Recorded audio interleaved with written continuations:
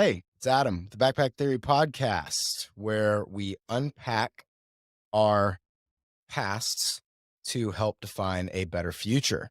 And this week, we have a special guest, which was actually the role model of our previous guest from last week on Drake Scifers. What's going on, Drake? Oh man, thanks for having me.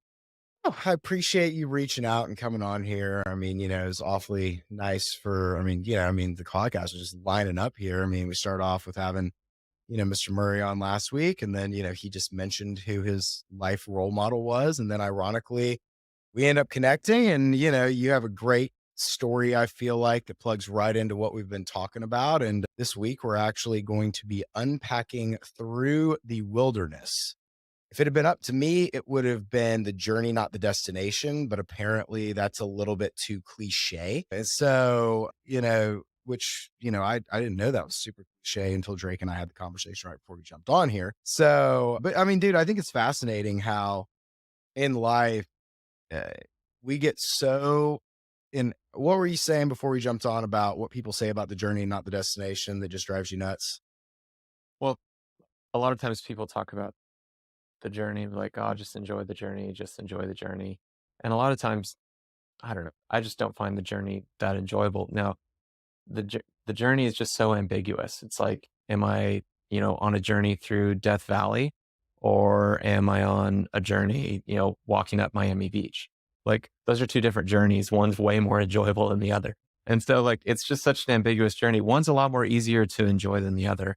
And so when you say, however, when you're in the middle of the desert and you're trying to survive, that is a very different journey. And it's one that, you know, you may get through it and, you know, be happy with the results and with the person that you became on the other side of that. But you may look back at it and say, I would never wish to do that again. I would never wish for anyone to have to go through that again. And so, I just like to try and use precise language that helps people understand what it is. Cause like I said, if you're walking up Miami Beach, like, just enjoy the journey. Yeah, man, I'm enjoying this journey. It's great. Like, the Great. beach is It's awesome. great. Beach is great. Feels great under Yeah. my feet. My calves are getting a nice exercise. The sushi that's just on the beach, that's great. Like, the waves, it's cool. Like, so it all depends on where your journey is.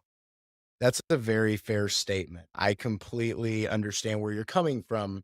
But just kind of like, but in all seriousness, whenever it comes to the journey, one of the cool things about it is, especially, we're both men of faith and, we both see God show up in our lives. And, Mhm. you'll learn the most whenever you're going through, in your words, the wilderness, right? Because like everybody, I think does, and I think a lot of people do kind of like glorify that journey. Like we got to have fun on it. And it's supposed to be like this magical thing all the way to the top.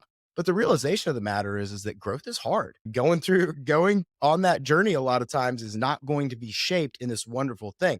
But I do believe that like as you go through more and more of those hardships on your journey, that you can find peace in the wilderness, which kind of brings us to the topic of today, which is kind of like how you and I connected over this subject, which at first we kind of talked about like different topics that we wanted to go on, is anxiety, self-improvement, and ultimately, through the wilderness, we just kind of prayed about it and felt like that was really kind of the story. And so, Drake, you have accomplished quite a lot. And how old are you now? 35. 35. You've accomplished, bought, sold multiple companies, but I know that this recent project that you actually just went through is quite a story. It's quite a wilderness, if you will. And so, I'm not going to steal your thunder, but just kind of like, walk us through a little bit about what project you just went through, how that started, and, how you feel like something so awesome that ended so awesome, like created this massive wilderness. So just kind of, you take the role and kind of tell us a little bit about what exactly you just went through. Sure. So my last company that I helped start was an internet service provider. So we were a rural internet service provider. So we gave internet to homes and businesses out in Western Oklahoma. And so not anywhere that I'm from, not anywhere that I'm really super familiar with, not anybody that I really have any real connections to. And so, was out in, let's call it another wilderness, building an RV park with someone, and the internet was really bad. And I called one of my buddies who'd been in telecommunications, like, hey man, internet's really bad out in the country. You might consider it starting a company, to do something like that. I know you've been in this league before, and he kicked the can down the road. Anyway, long story short, he kind of started it, hadn't couldn't quite get it to launch, so he asked me to come in. I was the minority partner on the deal, and ended up starting the internet service provider in Weatherford, try and get get internet out there to where that they had internet. They were just being the whole town was kind of really being taken advantage of because there weren't any new players, and so we had some people that the executives would come in and laugh about how much they were able to charge for how little they were able to give. And then some of the smaller companies were offering, a whopping 5 megabits of internet for $130 a month, which is not even enough to, watch a 1080p stream, on Netflix. And so town in dire need of that. And so how it was set up was I was going to kind of do some of the office stuff and the marketing, and he had the telecommunications expertise. And so he was going to do all the stuff that I didn't know how to do, didn't want to do, and had no experience doing. And, through the series of you know, fighting to raise money. That part was cool. Had a great investor come in and help us get started. But the systems that the telecommunications, that partner had set up kind of ended up failing one by one. And every time one failed, the responsibility ended up getting, put right on my back. And so all the way down to going out, installing the internet on houses and roofs. And I'm terrified of heights. So getting up on a roof to mount a dish and hang on to getting up on a dish, and, on the roof is, plenty of fear there, but just one by one things happened, and, just kind of led to this perfectly crafted place that God put me in that I would probably define as my own personal hell of having to diagnose internet problems every day, which when I told my accountant after when I was getting ready to sell it and I needed my accountant to do some tax planning, he was like, wait, you started what company doing what? He was like, you were around the office. You were the guy that hated getting all the internet questions. And, here I am having that happen every day. And so anyway, the broad brush of it is started the company, had a bunch of stuff go wrong, had to step in and fix it. That triggered a lot of unsettled things in my life and in my psyche that, broke me down in several ways. And I had to, just kind of push through that and keep So, pushing until we ended up selling. So so at this point, you talk about how long were you out in Weather? And I've been to Weatherford. It's a wonderful tumbleweed destination. I mean, if you really want some sight viewing, but like, how long was the process of you going out there? And what was the buildup like to that point? Because I'm just curious as to it sounds like originally, it was a great idea and concept that you had someone who was going to work great with you. They were going to take care of the things that you really aren't gifted in or you don't want to do. And then as it went through, it sounds like it built up over time. So what was that buildup like? And at what point did you kind of recognize the fact that like you were really starting to take on way too much in your backpack and that it wasn't becoming something that you could just kind of like look past? I would say, so honestly, what really happened is, so we'd raised some money, and we were burning through that money at a very rapid pace. Mm. And, uh, we were growing, but we weren't growing fast enough to offset our expenses. And, when we're looking around and the investor's like, all right, I'll put more money in, but we got to cut expenses. How are we going to cut expenses? And, you know, what happened from all of us talking was I was the one doing all the work, and he was not really doing as much because all the systems he had set in place were failing or were way too expensive for us to continue paying for. And so it was just in that meeting, I was like, look, this is the only way forward. That's not ideally the way it is, but we'll leave all our ownership in place. But, you know, how this is going on a day to day basis, this is the biggest expense. These are the big expenses that we got to cut. Mm. And so what that meant was, he wasn't making a normal salary, and I already was taking kind of a measly little salary myself, but we cut that, and then we cut all the systems, which is probably about 9,000 a month that we were paying a bunch of other people. It was probably a little more than that, a little more than 9,000 a month that we were paying in other systems just to drop the burn rate. And so it was literally like, hey, this isn't going to work if we keep going this way. So you're And so that, literally so you're literally in a position at that point. And how long was this into building this company? I'd say is about somewhere between 7 and 9 months. 7 and 9 months. And so you were Yeah. burning through basically all of your startup, and you were kinda at the point to where you had no choice but to make some pretty severe cuts. Mhm. Yeah. Do or die. Mentally and emotionally at that point, you were isolated, you were by yourself. It sounds like you weren't around a lot of people you knew. Like, what was going through you spiritually, and, like, what in those moments do you feel like really helped you push forward? I mean, did you feel isolated? Did you feel debilitated? I mean, like, what were the emotions while you were going through that? But it was very complex because I'd seen so many ways that God had helped us. God had come through to help raise the money, Mhm. and so I can very clearly see the setup in the way that God set this up so that it would go forward, right? But at the same time, I'm also seeing the ways in which it is falling apart, and kind of like you mentioned, and it is truly what it was. It's like God kind of crafted this perfect kind of hellscape for me. And he kind of kicked out all the support legs that I had where I had to move. I had to move out to Weatherford from Oklahoma City. Mm. And, you know, it was me by myself, no friends. I had one mentor who, would talk to me and help me through it, but it was just pretty much that. And God was kind of like, all right, bud, just you and me. Let's get to know each other. And so on the one hand, it's like, yeah, that should be great. On the other hand, no, it's when it's a painful experience. Many people who have been through trials in their life, usually it's through the painful times when you get closest with God. And that was definitely the case here, to where I didn't have a support system. I didn't have people I could talk to. I tried desperately to go get wisdom from other people who knew more than I did, but everything was just not applicable, or like, and I tried some of it, or I'd already thought of it, or I'd already implemented it. It wasn't working. Really, the only thing that, just what it came down to was, I think, God going, you just got time.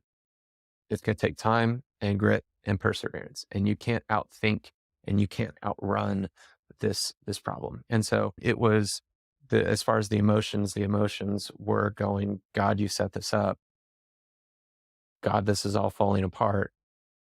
God, this is all the crazy things it's doing to me, all the the you know, all the crazy anxiety that this is causing, all the things that I'm having to do, that it just makes me petrified on a daily basis. What is going on? Yeah, like, where am I Like where am I where am many I going? many it's one of those times where you're like, the good news is God can handle our frustration. God can handle our anger. God can handle a lot of four-letter expletives in prayer. And and so it's frustration, but you see how it's set up. And so you're like, you're obviously here, you're obviously in this, but it's like, so you're here, but you're not here. I don't know what's happening. And so it's just there's tons of confusion. And so, there's it really comes, part of it was just, going from being a boy to being a man, Uh, and being able to handle hard things, and because life is full of hard things, and you know, you have to learn how to handle hard things when they come. yeah, and handle it gracefully, handle it peacefully, because, like, the thing that I've learned, and I've gone through a lot in my short 34 years. I think you're a year older than I am. Is, whenever you're going through those trials, whenever you're going through those hardships in life, it's learning how to do it and knowing that it's hard. And it doesn't mean that you're gonna have a smile on your face. It doesn't mean that you're gonna tell everybody that life's great. It doesn't mean that, you're gonna be driving a super nice car while you're doing it, or you're living by all your friends, or everything is going conceivably and what the world or other people paint as this picture of success. Like, but it is in those moments being able to find joy and being able to find peace. But that doesn't necessarily look like happiness from what people would say. It's not what you see on social media where people are like, and listen, I'm building this empire. I just bought these rent houses. It's great. Like everything's great. Like it's a struggle, but it's great. No, like, I mean, dude, like it's hard. And like emotionally, physically, like it takes a toll on you. But like when you go through that fire, it's like steel, right? Like when you go through it, you become stronger. Like God uses that wilderness to like strengthen you. And then ultimately, whenever it comes to those hardships in the future, because, my honest belief is that God put you through this to prepare you for something even greater in the future. And also, like through this experience, you just got married here recently. Through this experience, didn't you end up meeting your wife through all of this somehow? Yeah. Yeah, so the company we ended up selling to was the company that she it was about 6 months after I sold to them, she got hired on as head of fiber for the parent company.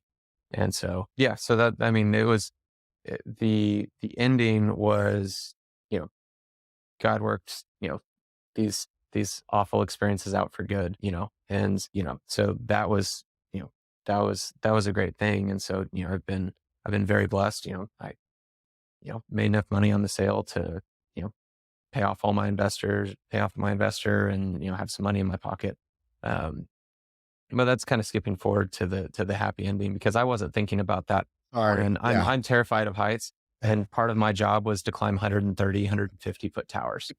And so, like, when I'm petrified, like climbing those towers, like, for reference, that's about a 10 to 12 story building on the outside, just climbing up that. I'm not thinking about all the ways in which this is, going to be a happy ending. And, it's one of those things where the wilderness is, people are like, how'd you do that? How'd you do that with no support system? And that's where I've watched other people go through trials, and immediately God surrounds them with community and people that can help them, people that can emotionally support them, people that can walk through this. And that was not what I apparently, because most of my community got kicked, pulled away for some reason or another, that things they were going through. And it was just pretty much me and my one mentor and my investor who were kind of helping me through all of it. So But so yeah, let's go back to the story because you're right. I jumped a little bit ahead. So you're in this thing, you end up having to basically cut to the bare bones. You're grinding, your backpack is getting heavier and heavier. Walk me through from that point to where you ended up making the sale. Like what ended up like fill in the blanks for us and help us understand like what was that like after basically cutting down to the skin bones and like mentally, physically, emotionally, like how did you get through that and what did the rest of that time look like? well, so most of it was me and office staff. And so I'm out there doing the physical labor, climbing the towers, climbing up on houses. For a while we had one installer who was helping me with stuff, and I was doing kind of running through multiple scenarios. But with the way these systems work, one little thing can glitch out, and you have different sections of the network that'll go out, right? So I'm having to, and I don't like troubleshoot. I like things to just work. I like to try and set up really good systems so that they work and you don't have to touch them and they work very easily and very succinctly.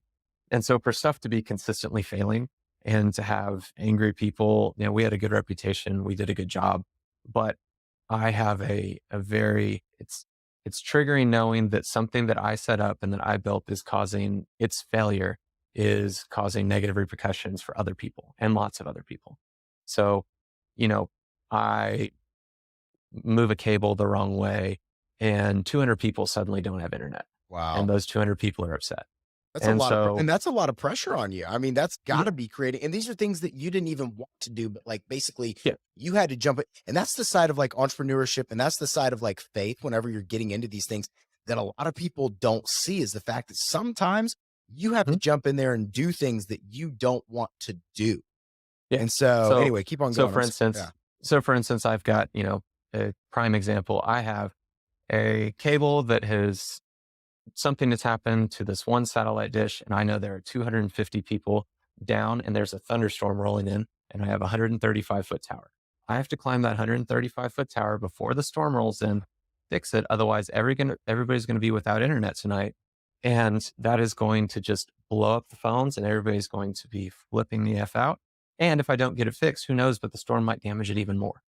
And so it's those kinds of things where I'm terrified of heights. I don't like fixing this kind of stuff.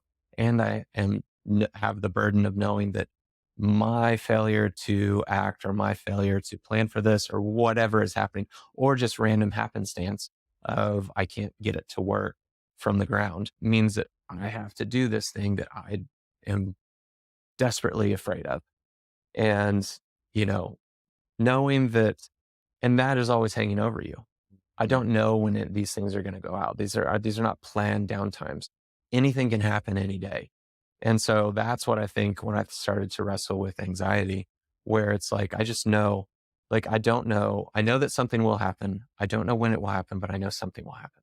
Right. And so there's the over personalization of me trying to take too much responsibility for something that I could not control the outcome of, to, lightning strikes a tower and I have to go rebuild the entire tower in 48 hours, those types of things. But it's taking more responsibility, but that is what kind of caused anxiety. And some of it was just me having to just grow a thicker skin. I was part of it. Some of it was just learning how to cope and realize this is temporary, this too shall pass. I just have to push through. And the more I worry about it, it doesn't actually prevent any of this from happening. It doesn't mean I'm not scared. It doesn't mean I'm not freaking out.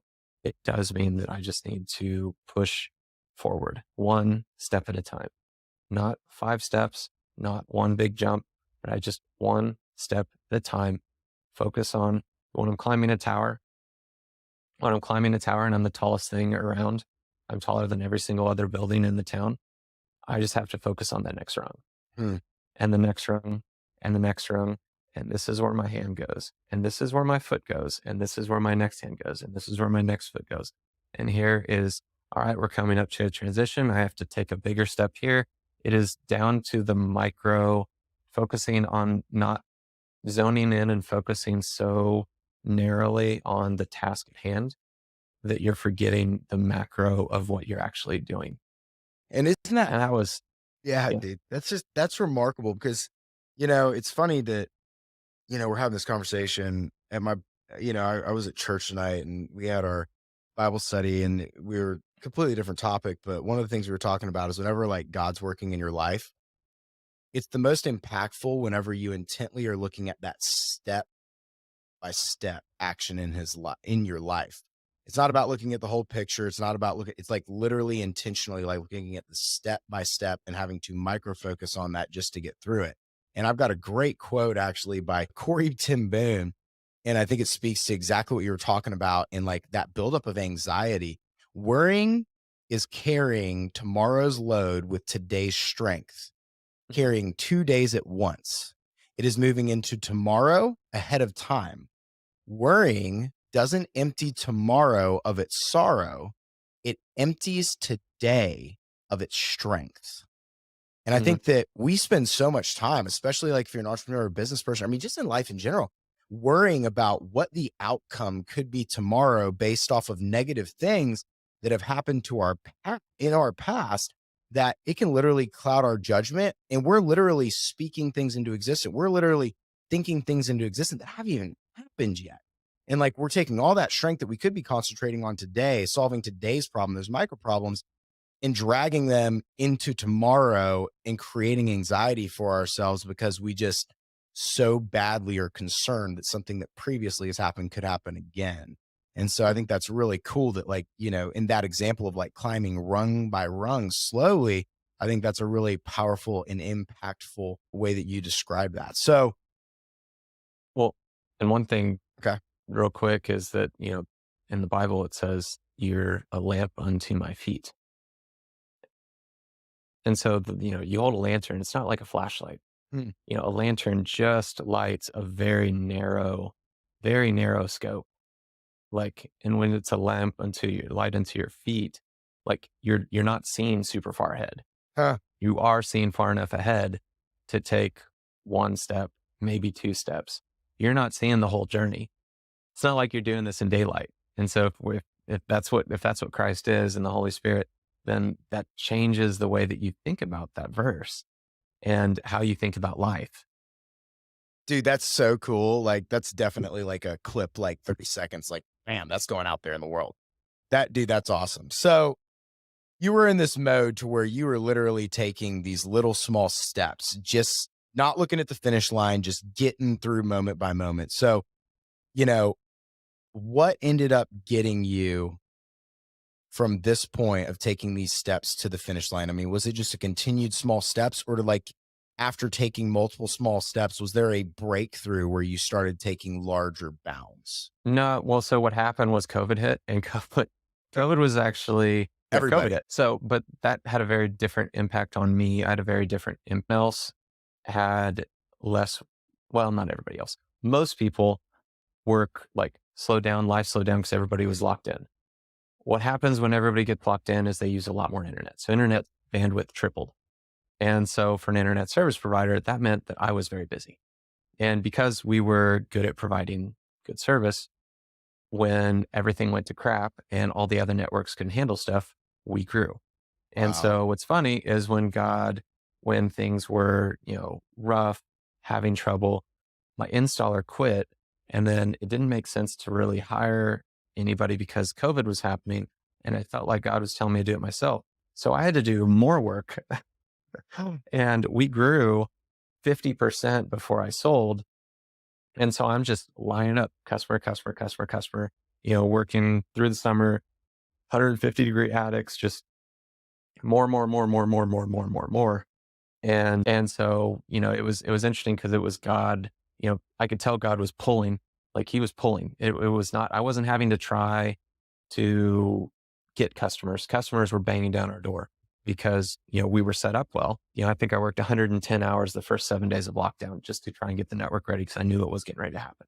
Right. And that was tower climbing, that was upgrading stuff, that was installing new things, that was tons of stuff. So I had to actually do more in order to get out of it. And, it was a blessed time. Obviously, we were growing. There were plenty of businesses that were decimated by COVID, and that Mhm. was 100% not what happened to us. Right. So I'm very grateful that that happened, but I still had to go install every single person. I still had to climb towers to do the expansion. I still had to do all that while negotiating, a sale contract. I'm back and forth with lawyers and the other owner, and then finding the acquirers and doing all that stuff. So it was still lots of work, Right. but it was more work to get to the end. And it was significantly more work than even what I had been worried about before. And so everything just kind of kept ramping, ramping, ramping, ramping, ramping up until the sale. And Wow. so what got me through was literally we were so busy because I had, you know, it was one thing when everything was chill and, the world was normal in 2019. But when 2020 happened, and I know that people's lives, people's jobs, and kids' education is dependent on my internet connection, well, I'm going to make sure it gets done. And so God gave me a lot of strength to where I was getting those last several months, that last year was literally just God giving me just enough strength for the day Dude, that's awesome. and just focusing on getting through the day. Mhm. And when you do that day after day after day after day after day after day after day, then you turn around and months have passed, time has passed, and you're just showing up. And if you're a farmer, you're showing up and you're tending your crops and you're planting and you're watering and you're fertilizing and you're weeding and you're just doing that. And eventually you're going through and you're like, God, I don't know how I'm going to get through this. I don't know what's going to happen. Cause I mean, it's one thing to have the operational stuff. It's the other thing to have the huge debt load Mm, I have to pay all this back. mm. And I'm looking at, a five, am I going to do this in 5 years and what's going to happen in the competitive landscape in 5 years? But Mm. then, it was that steady tending of the garden and then God relief through being able to sell it. And fortunately, it was a good exit. We were well positioned for that. We were growing fast, so it made negotiations work in my favor. But it was just showing up every day and just trying to grind through. and still keeping my head up, still like, looking around. Do I need to tweak? Do I need to adjust? God, what lesson are you teaching me? But sometimes it's just showing up and that, uh, knowing that just putting in the time, one step at a time, every single day. Dude, that's awesome. That's so cool. So the question I have for you is in relation to the anxiety topic. Did you know? Because I did just think it's so cool that it's just that one step at a time and like getting through life and like not overwhelming yourself as things come at you. I personally, I've had anxiety in my life. I've had temptations to where, I mean, it could have gotten really out of control.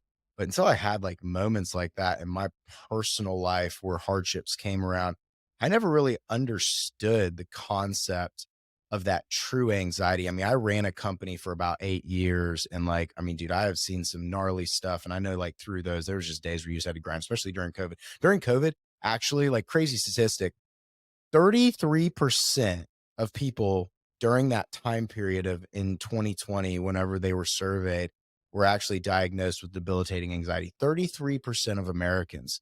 That is now down to 27% actually in a 2022 poll. But I mean, actually, I mean, it's remarkable. 41.7% of young adults ages 18 to 29 have some kind of anxiety.